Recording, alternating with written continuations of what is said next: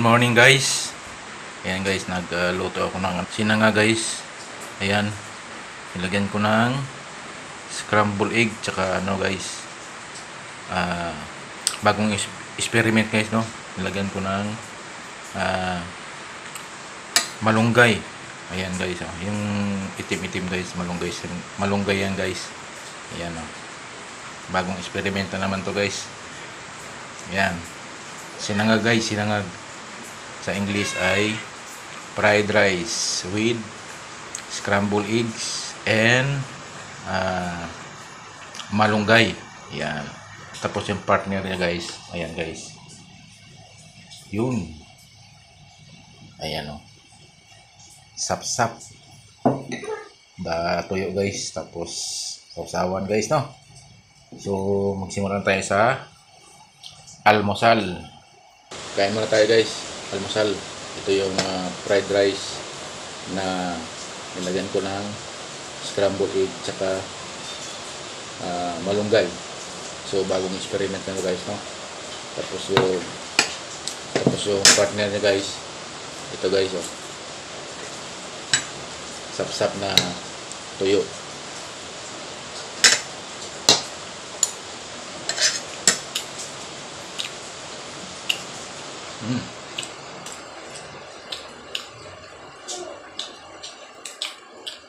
Lami kayo guys. Tapos yung ulam mo guys, ano, tuyo. Daming samok guys. Samukan guys.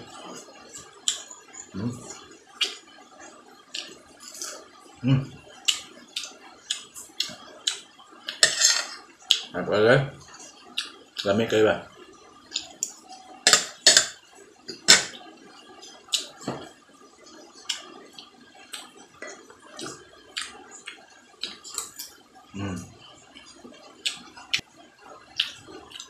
Pag may gusto kayong itanong o mag-comment guys, huwag nyo lang kalimutan mag-comment dyan sa may comment section guys, no? Tapos huwag nyo rin kalimutan mag-subscribe guys. Subscribe na rin, tapos click na rin ang bell button para ma-notify kayo sa susunod kong mga video guys, no? Maraming salamat sa inyong suporta guys, sa inyong panonood sa aking video. Maraming salamat guys, kahit na malabo yung aking camera guys. Ayan. Tapos tuyo. Dami kayo. Tuyo tsaka suka guys.